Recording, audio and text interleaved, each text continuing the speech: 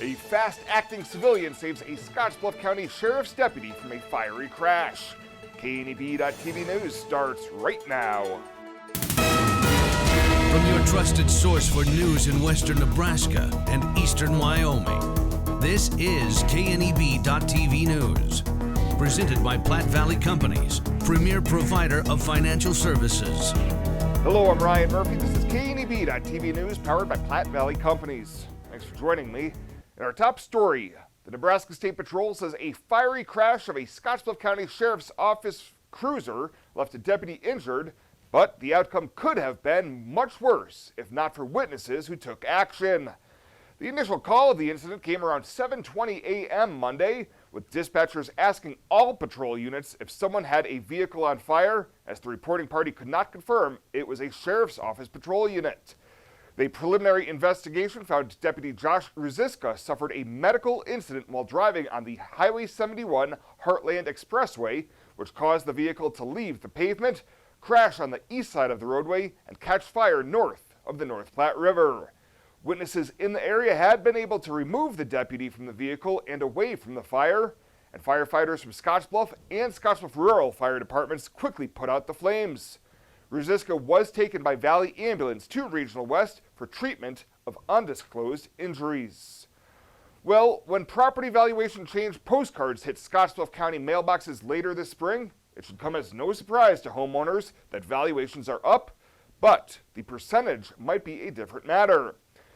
Scottsbluff County Assessor Angie Dillman discussed the subject as county commissioners set valuation protest dates for July 18th through the 22nd last night. Dillman said the hot housing market is now having an impact, and Commissioner Mark Harris read off the list of residential valuation changes provided by the assessor's office.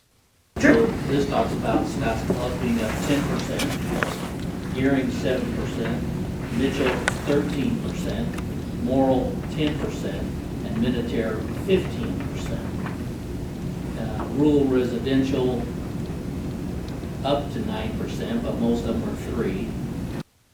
Dillman says there will be no change for commercial properties throughout the county, and ag land rates remain steady for grass and dry land, while irrigated ground valuations will actually go down 5%.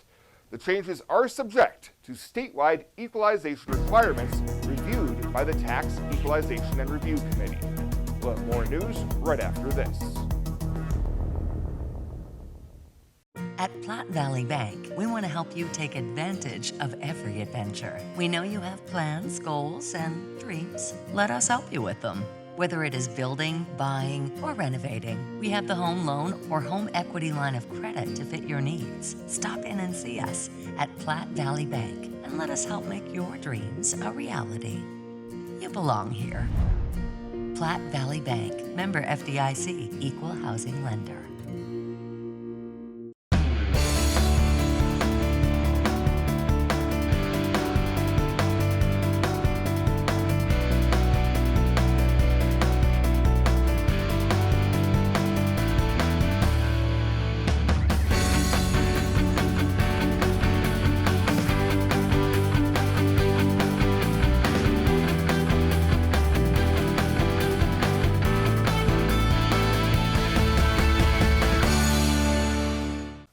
Back. A prison sentence of 5 to 50 years is what a 33-year-old Scottsbluff man is facing after he pleaded no contest following a shots fired investigation. Jesse Dean was shot at during that November disturbance on 6th Avenue, but he did not tell police that he returned gunfire at the suspect while Dean's 5-year-old son was sitting nearby in a vehicle in the driveway. Last week in district court, Dean pleaded no contest to a Class 1C felony charge of use of a firearm to commit a felony, and in exchange, additional charges, including terroristic threats, second-degree assault, and unlawful discharge of a firearm, were dismissed. Dean will have a mandatory minimum of 5 years in prison, with a maximum of 50 years, and he's scheduled to be sentenced on June 17th. Well, Nebraska Governor Pete Ricketts signed a pair of water-related measures Monday, including the measure that provides funding for a variety of water resource projects across the state.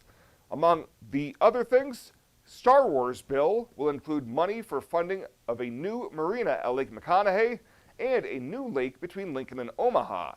Speaker Mike Hildgers of Lincoln said the measure builds on existing resources. There are the McConaughey projects, the Knox County, Niobrara, Lewis and Clark. Those projects are going to be mostly within the Hands Think Game and Parks. They're going to be executing those, and those are going to be on a different timeline than the lake. On the lake, Paul, to the extent that you're asking about that, which is really the primary purpose of 1023, we should, I'd hesitate to put too much of a time frame on it because these things can take a little bit of time, but we were projecting 2 to 3 years to get all the studies done. Also signed by Ricketts was the measure to allow the state to move forward with the plans to build a canal in Colorado to divert water out of the South Platte River. That bill only provided about $53 million towards the project, but Ricketts says it's the first step in securing Nebraska's water rights under a century-old compact. And former U.S. Congressman and Nebraska State Senator Brad Ashford passed away today at the age of 72. Ashford began his career in public service in 1987 in the unicameral, where he served for many years. In 2014, Ashford defeated Republican Lee Terry to represent Nebraska's 2nd Congressional District on Capitol Hill in the U.S. House of Representatives. Ashford had been battling brain cancer and had been receiving treatment over the past few months. Coming after the break, Bill Boyer with your weather and Shabella Guzman with your Ag News. Those stories and more right after this. Western CPAP Supply has earned an impeccable professional reputation within the Wyoming and Western Nebraska region. Helping you get a good night's sleep is our passion. Our amazing team understands sleep disorders from a personal and professional level. We use CPAPs and BiPAPs too, and sometimes it just helps to work with people who share common ground. Our accredited CPAP supply company is approved by Medicare and Medicaid and is in network with every major insurance company in the region. Western CPAP Supply. We're here to help. Hydrozen. Unplug and recharge. What is Hydrozen? It's total body relaxation. It's total body recharge. It's floating weightless on water. Floating your aches, pains, stresses, and worries away. Hydrozen is a revolutionary new therapy using Epsom salt saturated water as a way to relax and rejuvenate your body. And it's now available in Scottsbluff. It is for most ages and has many benefits to the mind and body. Visit hydrozenfloat.com or call us at 308-63-FLOAT. The Verizon family is full of frowns because they're spending too much for their unlimited data and phones, while the Viero family is all smiles because they're getting 4 lines of unlimited data with 2 free Apple iPhone SE for mom and dad and 2 free LG K31 smartphones for the kids, all for just $100 a month. They're saving so much, they're able to get Fido. Find out how you can too at Viero.com or your nearest Viero store. Viero Wireless, keeping you connected. This is KNEB.TV weather from the KNEB Storm Center, your trusted source for weather. Across the region tonight, we're going to be dealing with cloudy skies. A good deal of clouds out there. Temperatures falling down into the 40s as we go through the evening hours. Windy conditions return tomorrow. It's going to be downright warm on Friday before some showers and storms move in Friday night and leading the way to a much colder weekend. And a wet Saturday looks like coming our way as well. 87 yesterday, or 87 is the record high for yesterday. 60 was our actual high. 26 our low. Pretty close to normal for this time of year. Nothing in the rain gauge. There's nothing close to the rainfall category as we remain well below normal. We still have fire weather warnings. These are red flag warnings that continue through 7 o'clock tonight for the western portions of Nebraska and southeastern portions of Wyoming. And temperatures are well into the 70s, even some low 80s out there. Cooler temps in the eastern half of the state, 68 in Lusk, 69 in Cheyenne, 73 in Valentine. Look at that 79 Oshkosh and Sydney. Winds are 10 to 20 miles an hour, gusting at times to 20 to 25. All in all, winds pretty much in check today. Well, let me show you what we've got coming on an extended outlook. This is for Friday morning. Watch what happens as we go through the day Friday. We start to see some shower activity and some thunderstorms begin to develop here in western portions of Nebraska and eastern portions of Wyoming. Out in front of this is going to be an area of showers and storms there. You'll see as we turn into Saturday morning, we have some rain showers trying to mix with some wet snow at times, and then they will slide off to the east and out of the area as we go through Sunday. I think the bigger portion of this moisture going to be to our north again, but we still could be in the mood market here for some rain showers, and some moisture with us, possibly in the form of thunderstorms starting Friday night. In the meantime, can't rule out a sprinkle or a rain shower tonight. That's about it. Most of that, again, going to go off to the north of us, and we're going to see lows overnight dipping down into the 40s and a few upper 30s out there. As we move on to tomorrow then, how about some sunshine for a good portion of the day? Winds are going to be back. It's going to be a little cooler with the passage of that frontal system, but really not too bad when you consider cooler is a relative term, and we've got temperatures tomorrow still going to be in the 60s to near 70 out there. That's on the cooler side of things. And we don't have much in the way of precip coming. Again, can we rule out a sprinkle or a shower? No, but it's going to be very few and far between, I think, tonight. Cloudy for the most part. We've got 44 for a low. Tomorrow we'll start the day mostly sunny. It is going to turn windy. Not quite as warm as today. Still nice, though, in the upper 60s. We warm up Thursday into the upper 70s. Look what happens Friday. We've got 86 out there, only to cut that almost in half for Saturday with wind and rain around the area. We got some late day showers and storms Friday, paving the way for those much colder temps Saturday. Temps only in the 40s. We rebound into the 50s, but by early next week, back to above normal temps look like they could be returning to the region.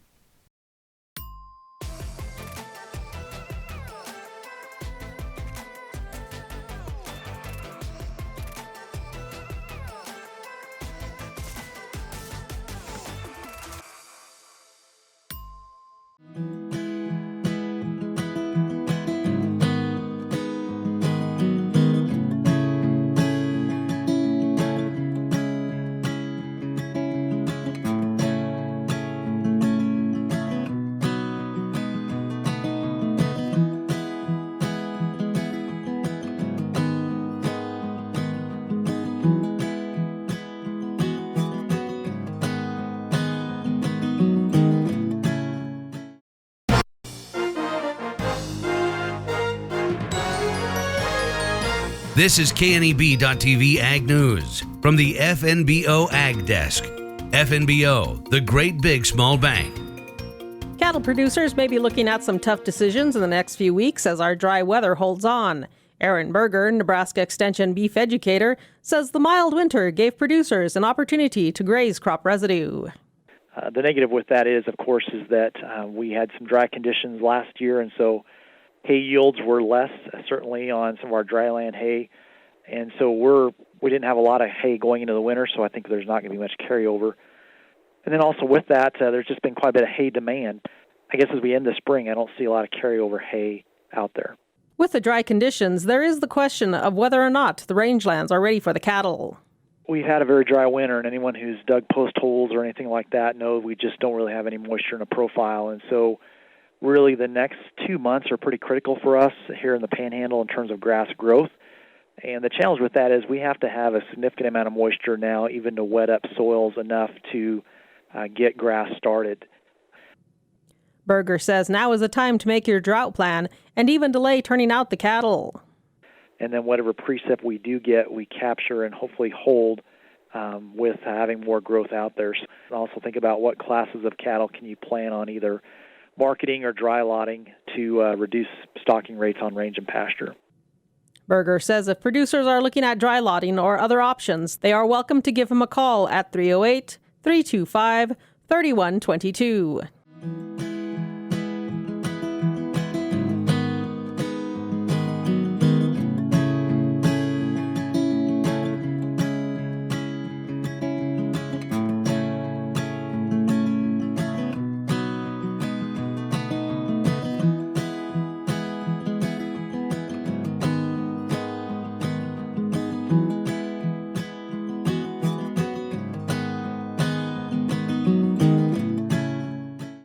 Cheyenne Frontier Days, the daddy of them all, kicks off the party of the summer with Jason Aldean, with special guest Gabby Barrett, Dirk Spendley with special guest Chancey Williams, Parker McCollum with Ian Munsick and Brett Kissel, and more. Get up close with a Frontier Nights Fast Pass for the Party Zone. View the full lineup and get tickets at CFDrodeo.com. Tickets on sale now. We'll see you in Cheyenne.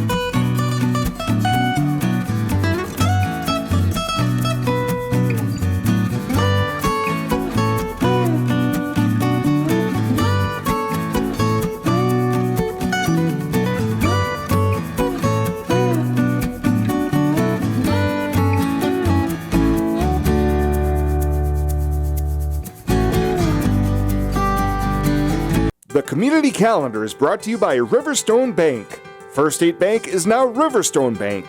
Community strong with the same people you know and trust. At Platte Valley Bank, we want to help you take advantage of every adventure.